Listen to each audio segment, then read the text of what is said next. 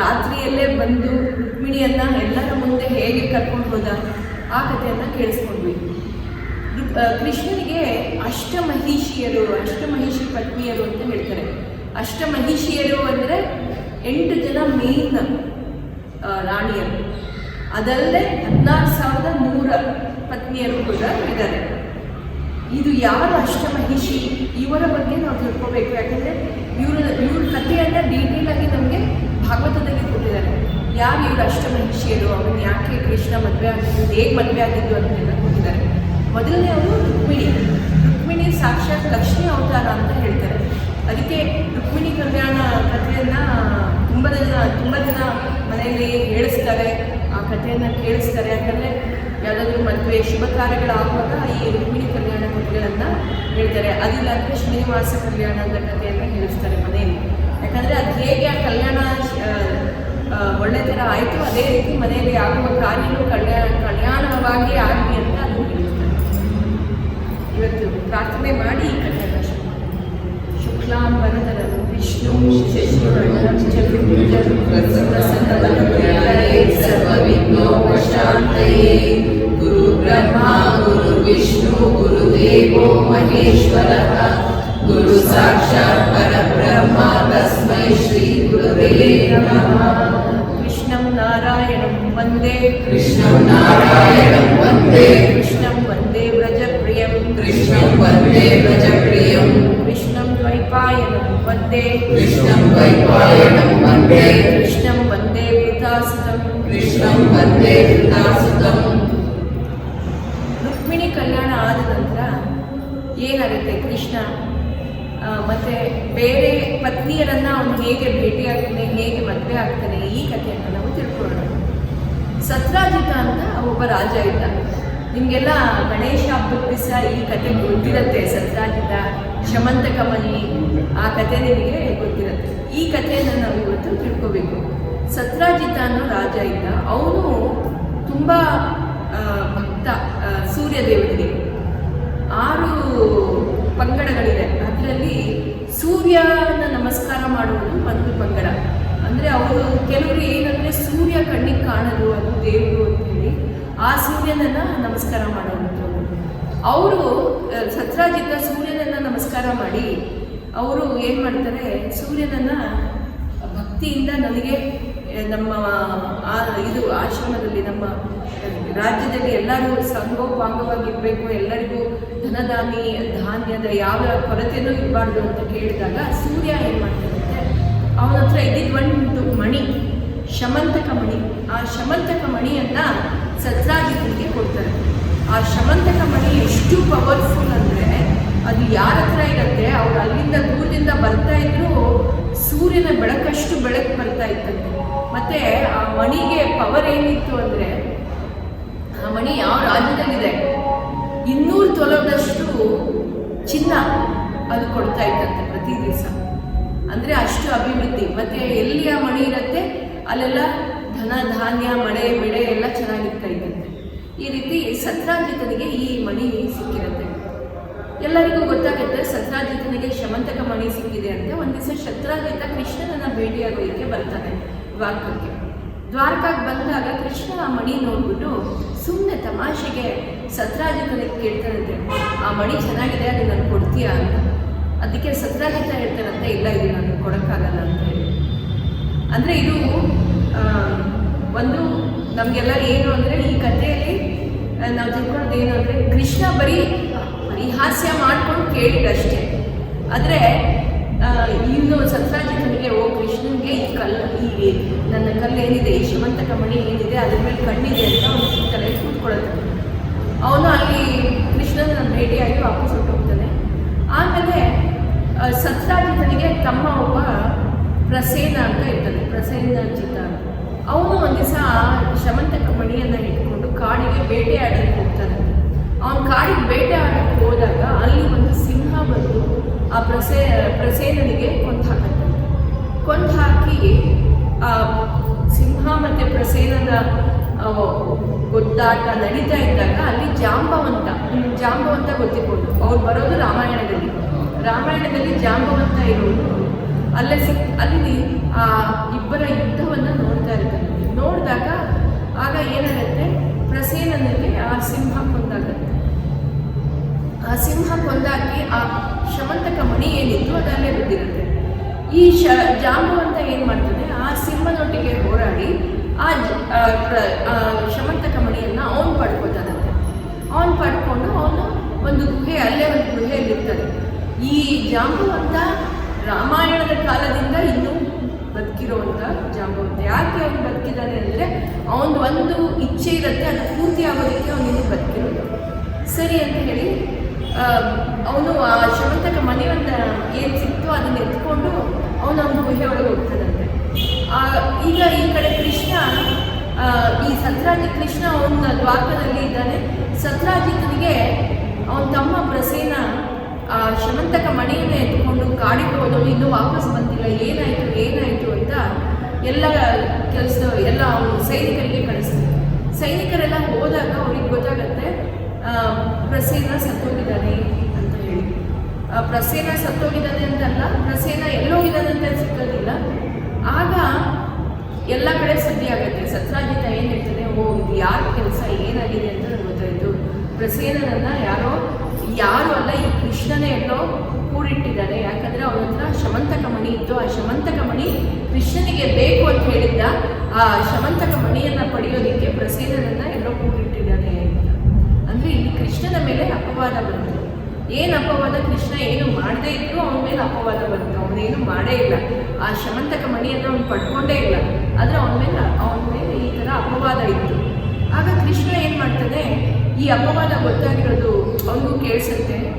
ಅವನು ಕೇಳಿಸಿದ್ಮೇಲೆ ಆ ಪ್ರಸೇನ ಎಲ್ಲಿ ಹೋಗಿದ್ದಾನೆ ಅಂತ ತಿಳ್ಕೋಬೇಕು ಅಂತ ಹೇಳಿ ಕೃಷ್ಣ ಆ ಕಾಡಿಗೆ ಹೋಗ್ತಾನಂತೆ. ಆ ಕಾಡಿಗೆ ಹೋದಾಗ ಅಲ್ಲಿ ಪ್ರಸೇನ ಸತ್ತು ಬಿದ್ದಿರೋದು ಕಾಣುತ್ತೆ. ಅವನು ಪ್ರಸೇನ ಸತ್ತು ಬಿದ್ದಿರೋದು ಕಾಣಿಸಿದಾಗ ಅಲ್ಲಿ ಹುಲಿಯ ಹೆಜ್ಜೆ ಗುರುತು ಕಾಣುತ್ತೆ. ಆ ಹುಲಿಯನ್ನು ಹುಡ್ಕೊಂಡು ಹೋದಾಗ ಅಲ್ಲಿ ಮುಂದೆ ಆ ಹುಲಿ ಸತ್ತಿರೋದು ಗೊತ್ತಾಗುತ್ತೆ. ಹುಲಿ ಸತ್ತಿರೋದು ನೋಡಿದ್ರೆ ಅಲ್ಲಿ ಮತ್ತೆ ಕರಡಿಯ ಹೆಜ್ಜೆ ಗುರುತು, ಅಂದರೆ ಜಾಂಬವಂತ ಕರಡಿಯ ಹೆಜ್ಜೆ ಗುರುತು ಕಾಣುತ್ತೆ. ಆ ಹೆಜ್ಜೆ ಗುರುತು ಎಲ್ಲಿ ಹೋಗುತ್ತೆ ಅದನ್ನು ಫಾಲೋ ಮಾಡಿಕೊಂಡು ಅವನು ಹೋಗ್ತಾನಂತೆ ಕೃಷ್ಣ. ಅದನ್ನೇ ಹಿಂಬಾಲಿಸಿ ಹೋದಾಗ ಒಂದು ಗುಹೆ ಒಳಗೆ ಹೋಗ್ತದೆ. ಕೃಷ್ಣನೊಟ್ಟಿಗೆ ಇನ್ನು ಇತರ ಸೈನಿಕರು ಬಂದಿರ್ತಾರೆ. ಅವರು ಕೃಷ್ಣ ಒಳಗೆ ಹೋದ ನೋಡಿ ಅವರು ಹೊರಗಡೆ ಕಾಯ್ತಾ ಇರ್ತಾರೆ. ಕೃಷ್ಣ ಹೇಳಿರ್ತಾನಂತೆ, ನೀವು ಹೊರಗಡೆ ಕಾಯ್ತಾ ಇರಿ, ನಾನು ಬರ್ತೀನಿ ಅಂತ. ಕೃಷ್ಣ ಒಳಗಡೆ ಹೋದಾಗ ಒಂದು ಮಗು ಕೈಯಲ್ಲಿ ಆ ಶಮಂತಕ ಮಣಿ ಇದ್ದು ಆ ಮಗು ಆಡ್ತಾ ಇರುತ್ತೆ. ಮತ್ತು ಅದು ನೋಡಿ ಆ ಶಮಂತಕ ಮಣಿ ಎತ್ಕೊಳಕ್ಕೆ ಹೋದಾಗ ಅಲ್ಲಿ ಆ ಕರಡಿ, ಆ ಜಾಂಬವಂತ ಮುಂದಕ್ಕೆ ಬಂದು ಆ ಕೃಷ್ಣನೊಟ್ಟಿಗೆ ಯುದ್ಧ ಮಾಡೋಕ್ಕೆ ಶುರು ಮಾಡ್ತಾರೆ. ಒಂದು 10 ದಿವಸ ಯುದ್ಧ ಆಯಿತು. ಮೇಲಿಂದ ಜೋರು ಕಿರ್ಚಾಟ ಎಲ್ಲ ಒಳಗಡೆ ಗುಹೆಯಿಂದ. ಕೃಷ್ಣನೊಟ್ಟಿಗೆ ಯಾರು ಬಂದಿದ್ರು ಅವ್ರು ಅನ್ಕೋತಾರೆ, ಓ ಕೃಷ್ಣ ಏನೋ ಆಗೋಗಿದೆ, ಕೃಷ್ಣ ಬಂದಿಲ್ಲ ಹೊರಗಡೆ, ಅವ್ನು ಸತ್ತೋಗಿದ್ದಾನೆ ಅಂತ ಹೇಳಿ ಅವ್ರು ವಾಪಸ್ ಬಂದುಬಿಡ್ತಾರೆ. ಅವನ ಯುದ್ಧದಲ್ಲಿ ಸೋತೋಗಿದ್ದಾನೆ ಅಂತ ಹೇಳಿ ಅವ್ರು ವಾಪಸ್ ಬಂದುಬಿಡ್ತಾರೆ. ಈ ಕಡೆ ಜಾಂಬವಂತ ಮತ್ತು ಕೃಷ್ಣನಿಗೆ ಘೋರ ಯುದ್ಧ, ಅಂದರೆ ಒಳಗಡೆನೆ ಯುದ್ಧ ನಡೀತಾ ಇದೆ. ಎಷ್ಟು ದಿವಸ ನಡೆಯುತ್ತೆ ಅಂದರೆ 28 ದಿವಸ ಆ ಯುದ್ಧ ನಡೆಯುತ್ತಂತೆ. ಜಾಂಬವಂತನಿಗೆ ವಯಸ್ಸಾಗೋಗಿದೆ. ಅವನು 28 ದಿವಸ ಫುಲ್ ಜೋಶಲ್ಲೇ ಯುದ್ಧ ಮಾಡಿರ್ತಾನೆ, ಆದರೆ ಅವನಿಗೆ ಸುಸ್ತಾಗೋಗಿರುತ್ತೆ. ಕೃಷ್ಣನಿಗೆ ಇದು ಗೊತ್ತಾಗತ್ತೆ. ಇವಾಗ ನಾವು ತಿಳ್ಕೋಬೇಕು ಅಂದರೆ ಕೃಷ್ಣ ಭಗವಂತ, ಕೃಷ್ಣನಿಗೆ ಜಾಂಬವಂತನನ್ನು ಕೊಲ್ಲೋದು ಏನು ಕಷ್ಟ ಆಗಿರಲಿಲ್ಲ ಅವನಿಗೆ. ಅವನು ಇಲ್ಲಿ ಜಾಂಬವಂತನ ಎದುರಿಗೆ ಅವನಿಗೆ ಏನು ಶಕ್ತಿ ಇದೆ ಆ ಶಕ್ತಿ ಕಮ್ಮಿ ಮಾಡಿ ಅವನ ಹತ್ರ ಯುದ್ಧ ಮಾಡ್ತಾ ಇದ್ದಾನೆ. ಅವನು ಪೂರ್ತಿ ಶಕ್ತಿಯಲ್ಲಿ ಕೊಟ್ಟಿರಲಿಲ್ಲ.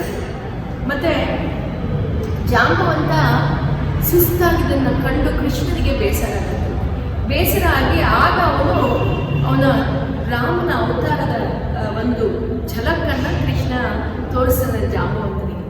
ಆಗ ಜಾಂಬವಂತನಿಗೆ ಅರಿವು ಸರಿ ಹೋಗುತ್ತಂತೆ, ನಾನು ರಾಮನೊಟ್ಟಿಗೆ ಯುದ್ಧ ಮಾಡ್ತಾ ಇದ್ದೀನಿ. ಜಾಂಬವಂತ ತುಂಬ ಬಲವಂತ ಆಗ್ತಾರೆ, ಮತ್ತು ಅವನನ್ನ ಸೋಲಿಸಲು ಅಷ್ಟು ಈಸಿ ಆಗಿರಲಿಲ್ಲ.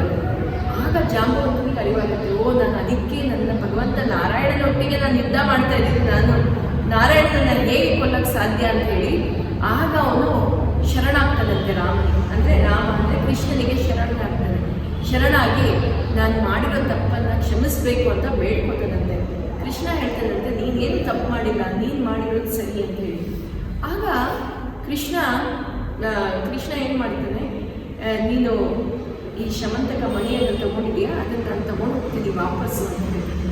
ಆಗ ಜಾಂಬವಂತ ಹೇಳ್ತಾನಂತೆ, ಈ ಮಣಿ ಒಂದೇ ನಾನು ನಿನಗೆ ಕೊಡಲ್ಲ, ನನ್ನ ಮಗಳು ಜಾಂಬವತಿ ಅವಳನ್ನ ನಿನಗೆ ನಾನು ಕೊಟ್ಟು ಮದುವೆ ಮಾಡಬೇಕು ಅಂತ ಹೇಳಿದ್ರು. ಏನು ಅಂದರೆ ರಾಮಾಯಣದಲ್ಲಿ ರಾಮ ಏಕಪತ್ನಿ ವ್ರತಸ್ಥ, ಅವನು ಬೇರೆ ಯಾರನ್ನ ಮದುವೆ ಆಗೋಳಲ್ಲ.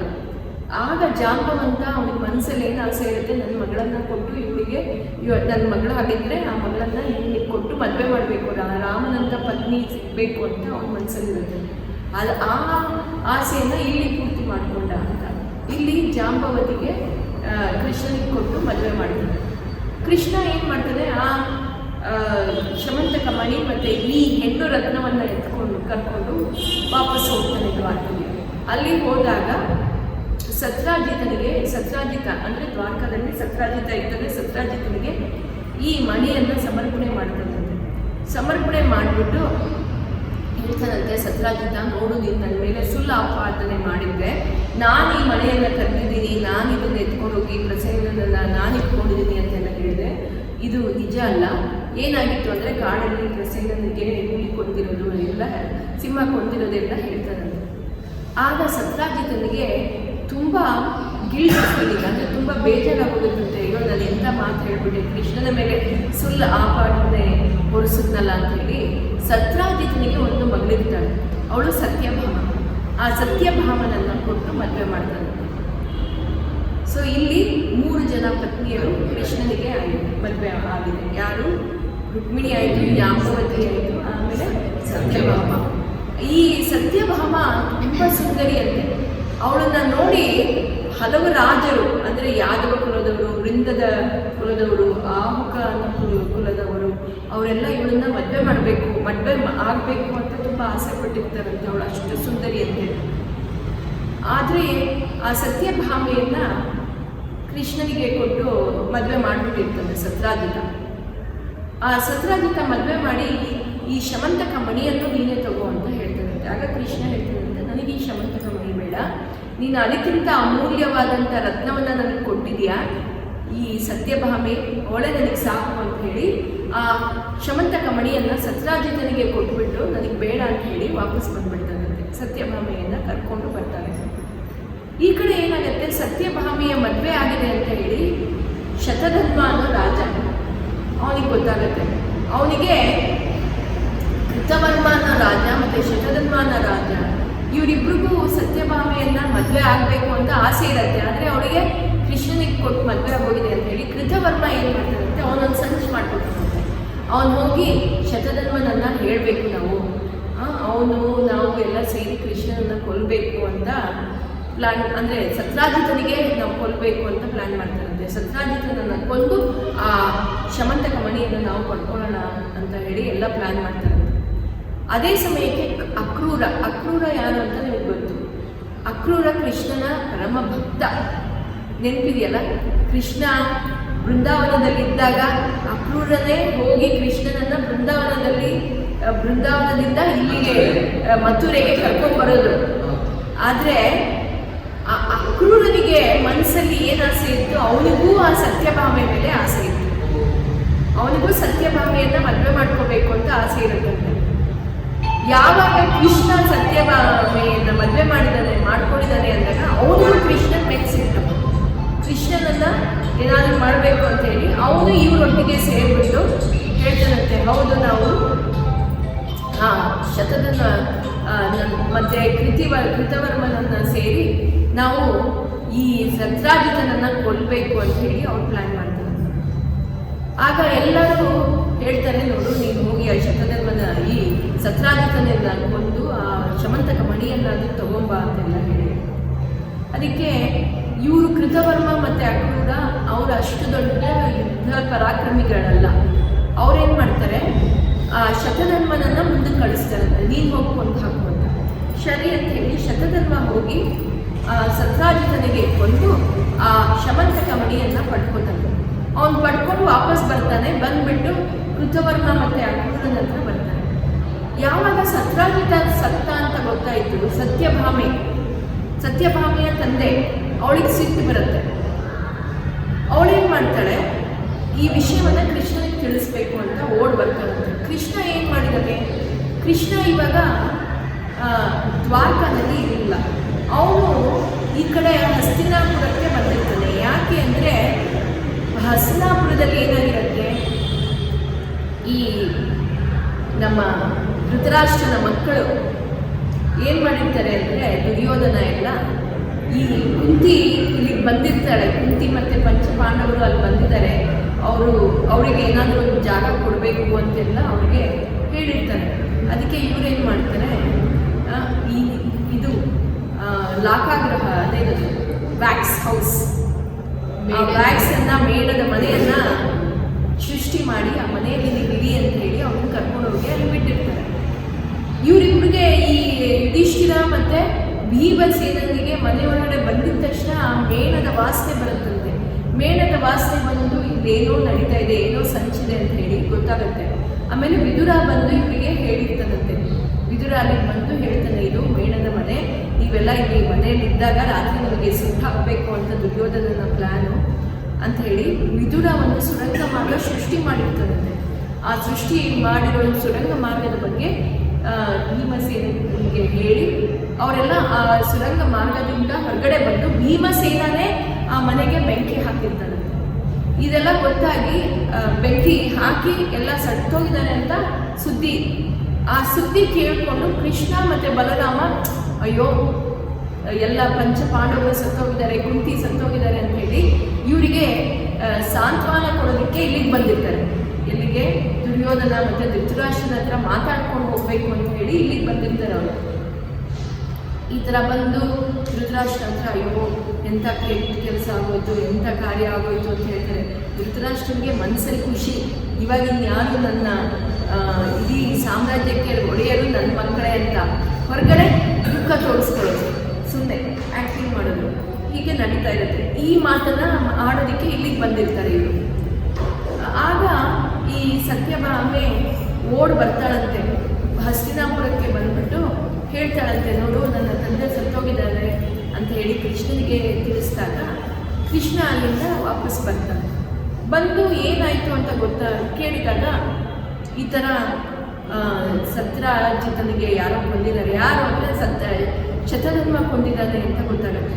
ಕೃಷ್ಣ ಏನು ಮಾಡ್ತಾನೆ, ಶತಧನ್ವನನ್ನು ಅಂಟಿಸ್ಕೊಂಡು ಕೃಷ್ಣ ಬಲರಾಮ ಇಬ್ಬರು ಅಲ್ಲಿಗೆ ಹೋಗಿರೋರು ಬಂದು ಅವರಿಬ್ಬರು ಅವನನ್ನು ಅಂಟಿಸ್ಕೊಂಡು ಹೋಗಿ ಆ ಶತಧನ್ವ ಏನು ಮಾಡ್ತಾನೆ, ಆ ಸಮಯಕ್ಕೆ ಬಂದು ಕೃತವರ್ಮ ಮತ್ತು ಅಕ್ರೂರನಿಗೆ ಬೇಡ್ಕೊತಾರಂತೆ, ನೋಡು ಕೃಷ್ಣ ನನ್ನನ್ನು ಕೊಲ್ಲೋದಕ್ಕೆ ಬರ್ತಾ ಇದ್ದೇನೆ, ನೀನೇ ನನ್ನನ್ನು ಕಾಪಾಡಬೇಕು ಅಂತ. ಕೃತವರ್ಮ ಮತ್ತು ಶತಧನ್ವ ಅಕ್ರೂರ ಹೇಳ್ತಾರಂತೆ, ಅವನು ಪರಮಾತ್ಮ, ಅವನ ಮುಂದೆ ನಾವೇನು ಮಾಡೋಕ್ಕಾಗಲ್ಲ ಅಂಥೇಳಿ ಅವರಿಬ್ಬರು ವಾಪಸ್ ಹೋಗ್ತಾರೆ, ಏನು ಮಾಡೋದಕ್ಕಾಗಲ್ಲ.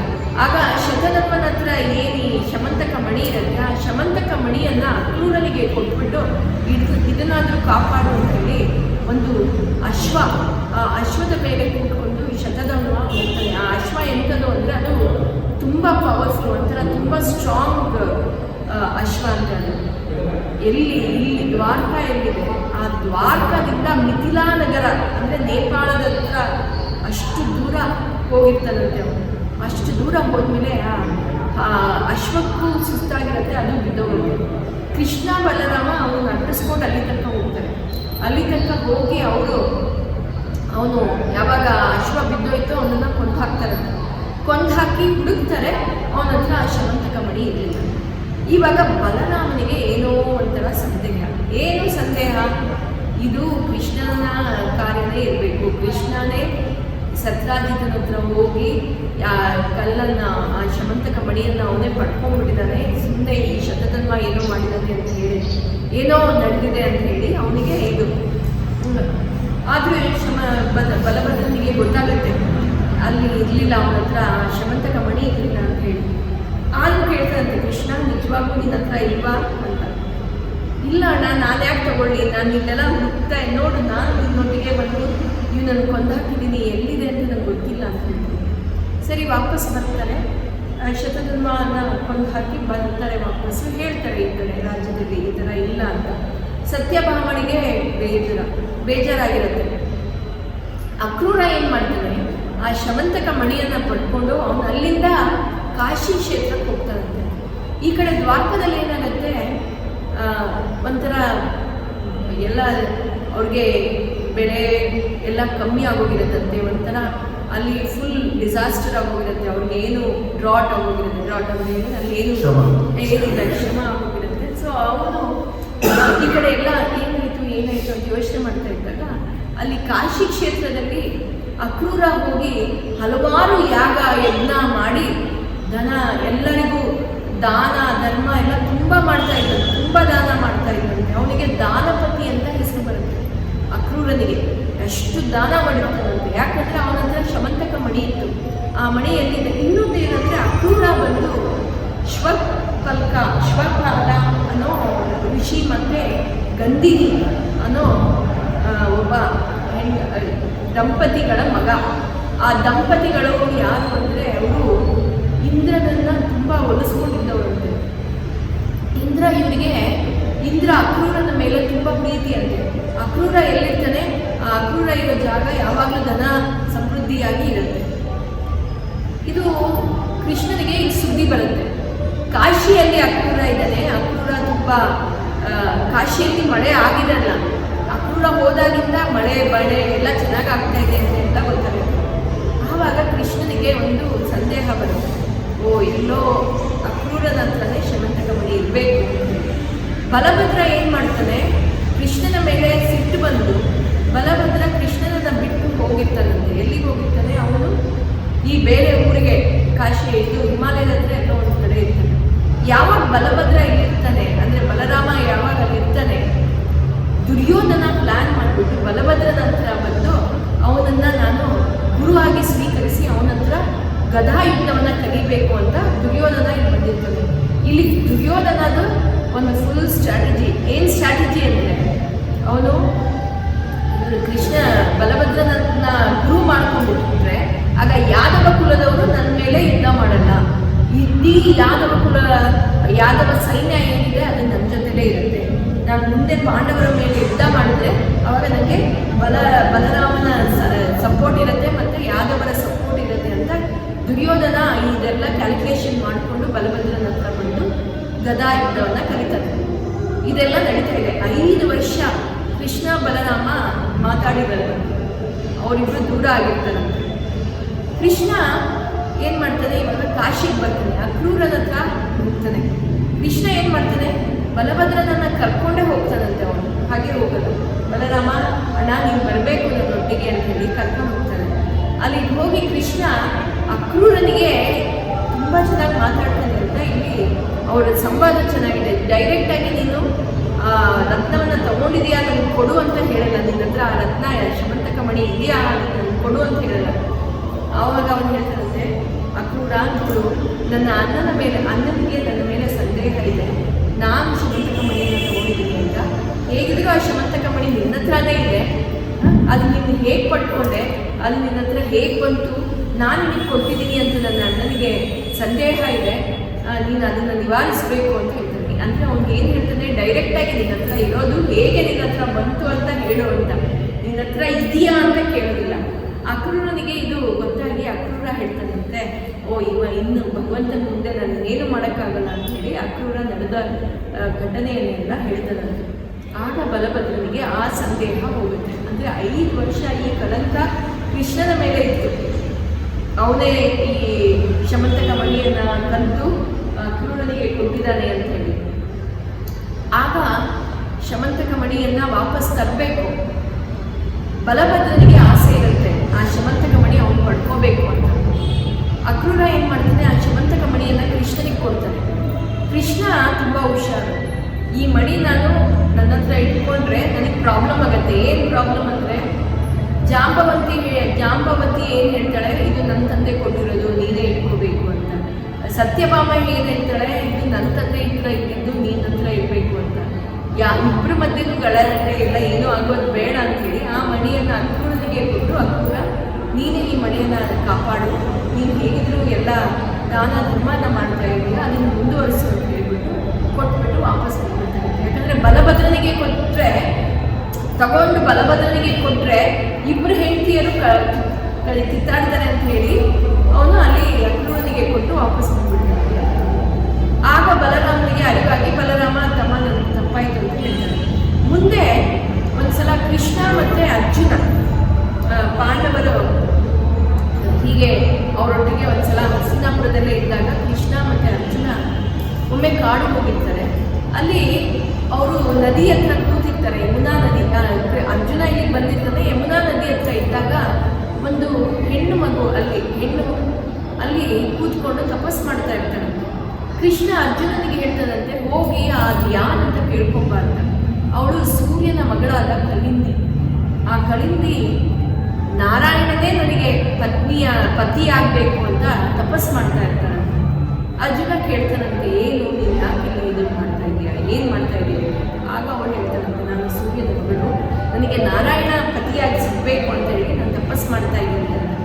ಆಗ ಅವನು ಕೃಷ್ಣ ಹತ್ರ ಇದು ಹೇಳಿದಾಗ ಕೃಷ್ಣ ಅಲ್ಲಿಗೆ ಬರ್ತಾನೆ. ಕೃಷ್ಣ ಬಂದಿದ್ದ ಕೂಡಲೇ ಅವಳು ಎದ್ದು ಬಂದು ಕೃಷ್ಣನಿಗೆ ಸಾಷ್ಟಾಂಗ ನಮಸ್ಕಾರ ಮಾಡಿ, ಕೃಷ್ಣ ನೀನೇ ನನ್ನ ಮದುವೆ ಆಗಬೇಕು ಅಂತ ಹೇಳ್ತಾನೆ. ಆಗ ಕೃಷ್ಣ ಅವಳನ್ನು ಮದುವೆ ಆಗ್ತಾನೆ, ಕಳಿಂದಿ ಅವಳನ್ನು ಮದುವೆ ಆಗ್ತಾನೆ. ಅಂದರೆ ಇದು 4ನೇ ಹೆಣ್ಣು, 4 ಜನ ಮದುವೆ ಆಯಿತು. ಅದಾದಮೇಲೆ ಮುಂದೆ ಕೃಷ್ಣ ಹೀಗೆ ಮುಂದೆ ಹೋಗ್ತಾ ಇದ್ದಾಗ ನಗ್ನಜಿತಿ ಅಂತ ಒಂದು ಇವಳು. ಅವಳು ಯಾರು ಅಂದರೆ ಅವಳು ನಗ್ನಜಿತ ಅನ್ನೋ ರಾಜನ ಮಗಳು. ಅವಳನ್ನ ಸತ್ಯ ಅಂತಲೂ ಕರೀತಾರೆ.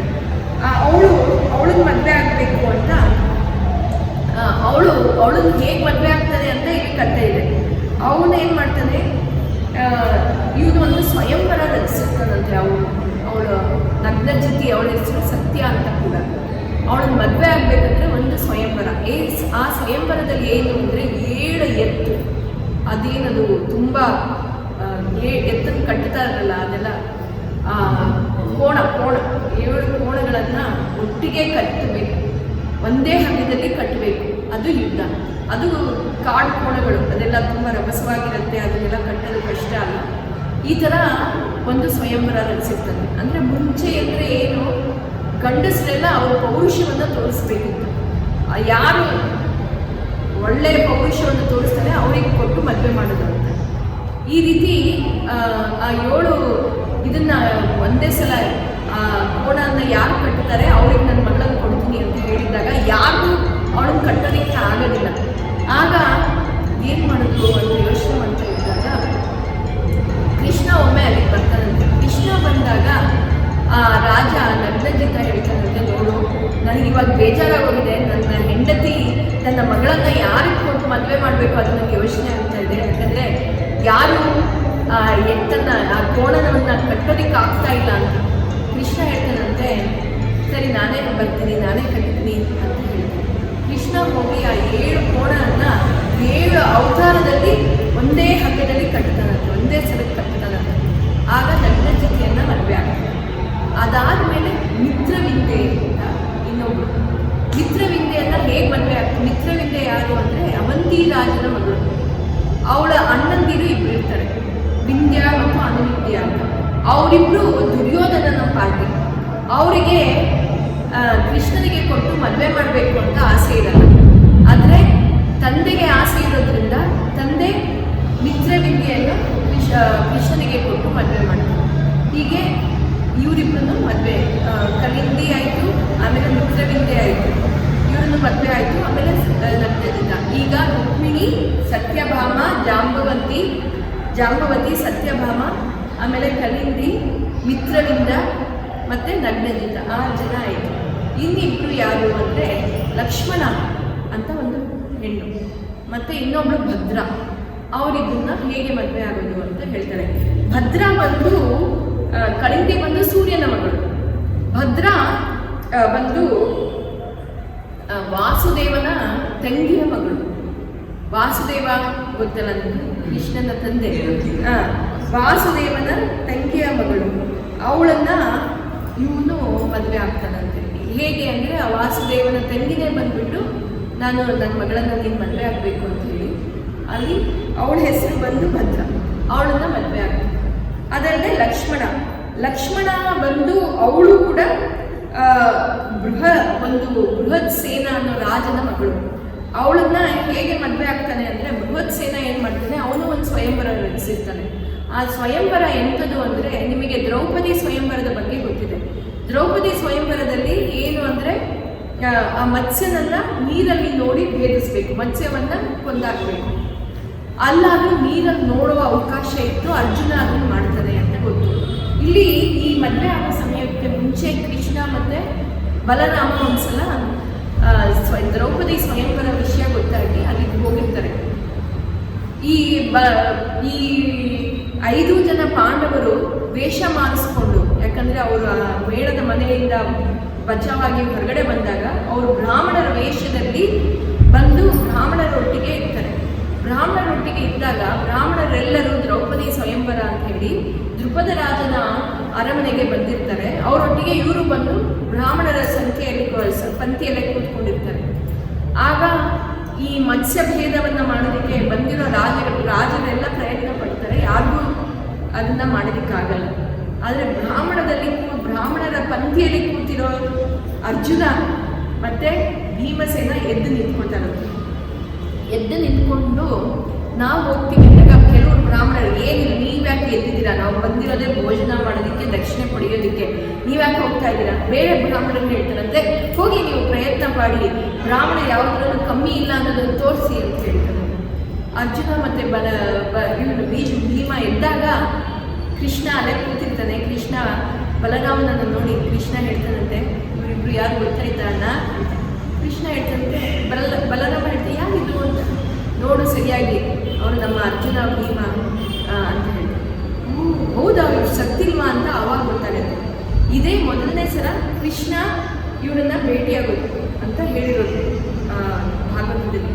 ಸರಿ ಅಂತ ಹೇಳಿ ಅವ್ರು ಹೋಗಿ ಅರ್ಜುನ ಮತ್ಸ್ಯ ಭೇದವನ್ನು ಮಾಡ್ತಾನೆ. ದ್ರೌಪದಿಯ ಸ್ವಯಂವರದಲ್ಲಿ ಅರ್ಜುನ ಗೆಲ್ತಾನೆ ಅಂತ ಈ ಕಥೆ ಬರುತ್ತೆ. ಇದೇ ರೀತಿ ಸ್ವಯಂವರ ಇಲ್ಲಿ ಈ ಬೃಹತ್ಸೇನ ರಾಜ ರಚಿಸುತ್ತಾನೆ. ಅದು ಯಾವ ರೀತಿ ಅಂದರೆ, ಅಲ್ಲಿ ನೀರಲ್ಲಾದ್ರೂ ನೋಡಿ ಆ ಮತ್ಸ್ಯನನ್ನ ಭೇದ ಮಾಡಬೇಕು. ಇವನು ಅದೇ ಯಾವುದೇ ಒಂದು ಪಕ್ಷಿ ಏನೋ ಒಂದು ಮೇಲೆ ಕಟ್ಟಿರ್ತಾನೆ, ಆದರೆ ಅದನ್ನ ನೋಡೋದಕ್ಕೆ ಏನು ರಿಫ್ಲೆಕ್ಷನ್ ಇರಲ್ಲ, ಹಾಗೆ ಅದನ್ನ ನೋಡ್ದೇ ಕೊಲ್ಬೇಕು. ಎಷ್ಟೋ ರಾಜರು ಪ್ರಯತ್ನ ಪಟ್ಟಿರ್ತಾರೆ, ಆಗೋದಿಲ್ಲ. ಆದರೆ ಕೃಷ್ಣ ಎದ್ದು ಬಂದು ಆ ಸ್ವಯಂವರದಲ್ಲಿ ಅವನು ಗೆಲ್ತಾನೆ. ಅವನು ಪರಮಾತ್ಮ ಅವನು ಏನಿಲ್ಲದೇ ಭೇದ ಏನು ಪ್ರಾಣಿಯನ್ನು ಕಲ್ಪಿರ್ತಾರೆ ಅದನ್ನು ಅವನು ಕೊಲ್ತಾನೆ. ಹೀಗೆ ಲಕ್ಷ್ಮಣೆ ಅನ್ನೋ ಹೆಣ್ಣನ್ನು ಅವನು ಮದುವೆ ಆಗ್ತಾನೆ. ಈ ರೀತಿ ಅಷ್ಟಮಹಿಷಿಯರ ಮದುವೆ ಆಗುತ್ತೆ. ಈ ಅಷ್ಟಮಹಿಷಿಯರಲ್ಲಿ ಲಕ್ಷ್ಮಿಯ ಅಂಶ ಇದೆ, ಅದಕ್ಕೆ ಅವರು ಅಷ್ಟಮಹಿಷಿಯರು. ಅದಕ್ಕೆ ಅವರಿಗೆ ಎಲ್ಲಿ ಲಕ್ಷ್ಮಿಯ ಅಂಶ ಇದೆ ಅವರನ್ನ ಮಾತ್ರ ಕೃಷ್ಣ ಹೋಲಿಸೋದಂತೆ. ಅದರಲ್ಲಿ ಪ್ರಥಮ ದರ್ಜೆಯ ಸ್ಥಾನ ಇರೋದು ರುಕ್ಮಿಣಿ ಮತ್ತು ಸತ್ಯಭಾಮ. ಅವರಿಬ್ಬರು ಸಾಕ್ಷಾತ್ ಲಕ್ಷ್ಮಿಯ ಅವತಾರ ಅಂತ ಹೇಳ್ತಾರೆ. ಶ್ರೀದೇವಿ, ಭೂದೇವಿ, ಜಾಂಬವತಿ ಮತ್ತು ಸತ್ಯಭಾಮೆ ಅವರು, ಆಮೇಲೆ ನೀಲಾದೇವಿ, ಈ 3 ಅವರೆಲ್ಲ ಲಕ್ಷ್ಮಿಯ ಪರಮ ಅಂಶವಾದವರು ಅಂತ ಹೇಳೋದು. ಮತ್ತು ಮಿಕ್ಕವರಲ್ಲೆಲ್ಲ ಲಕ್ಷ್ಮಿಯ ಅಂಶವಿದೆ. ಅದಕ್ಕೆ ನಾವು ಯಾವಾಗ ನಾರಾಯಣನನ್ನು ನಮಸ್ಕಾರ ಮಾಡಿ ನೈವೇದ್ಯ ಮಾಡ್ತಾ ಇರ್ತೀವಿ ಆವಾಗ ಲಕ್ಷ್ಮಿಯ ಅಂಶ ಇರಲೇಬೇಕಂತೆ. ಅದಕ್ಕೆ ನಾವು ತುಳಸಿ ಹಾಕಿ ನೈವೇದ್ಯ ಮಾಡೋದು. ತುಳಸಿ ಹಾಕಿದ ನೈವೇದ್ಯ ಮಾಡಿದ್ರೆ ಅದು ಅರ್ಪಣೆ ಆಗೋದಿಲ್ಲ. ಅದಲ್ಲದೆ ನಾವು ಅನ್ನಕ್ಕೆ ತುಪ್ಪ ಹಾಕಿ ಇದು ನೈವೇದ್ಯ ಮಾಡೋದು. ಯಾಕೆ ಅಂದರೆ ತುಪ್ಪದಲ್ಲಿ ಲಕ್ಷ್ಮಿಯ ಅಂಶ ಇದೆ. ಅದಕ್ಕೆ ಯಾವುದು ನಾವು ನಾರಾಯಣನಿಗೆ ಸಲ್ಲಿಸ್ತಾ ಇದ್ವಿ ಅದರಲ್ಲಿ ಲಕ್ಷ್ಮಿಯ ಅಂಶ ಇರಲೇಬೇಕು ಅಂತ ಹೇಳ್ತೀವಿ. ಹೀಗೆ ಅಷ್ಟಮಹಿಷಿಯರನ್ನು ಮದುವೆ ಆಗ್ತಾರೆ ಕೃಷ್ಣ ಅಂತ ಇಲ್ಲಿ. ಮುಂದೆ ನರಕಾಸುರನ ವಧೆ. ನರಕಾಸುರನನ್ನು ಕೊಲ್ಲೋದು ಯಾಕೆ, ಮತ್ತು ಅಲ್ಲಿ ಇನ್ನು 16,000 ಹೆಣ್ಣು ಮಕ್ಕಳನ್ನು ಹೇಗೆ ಅವರು ಪಡ್ಕೊಳ್ತಾರೆ ಅನ್ನೋದನ್ನ ನಾವು ಮುಂದಿನ ಭಾಗದಲ್ಲಿ ಕೇಳೋಣ. ಮತ್ತು ಪ್ರದ್ಯುಮ್ನ ರುಕ್ಮಿಣಿಯ ಮಗ, ಅವನು ಹುಟ್ಟಿದ ಕಥೆಯನ್ನು ಮತ್ತೆ ಪ್ರದ್ಯುಮ್ನ ಕಳೆದು ಹೋಗ್ತಾನೆ, ಅವನು ಮತ್ತೆ ಕೃಷ್ಣನಿಗೆ ಸಿಗೋದು ಹೇಗೆ, ಈ ಕಥೆಯನ್ನು ನಾವು ಮುಂದಿನ ಭಾಗದಲ್ಲಿ ಹರೇ ಹರೇ ಮೇ ಹರಪಾತಕಾನಿ ಹರೇ ಹರೇ ಮೇ ಗುರುಮಂಗಳಾನಿ ಹರೇ ಹರೇ ಮೇ ತವ ದೇಹಿ ದಾಸ್ಯಂ ಹರೇ ಹರೇ ಮೇ ತವ ಭಕ್ತಿರಸ್ತು ಹರೇ ನಮಃ.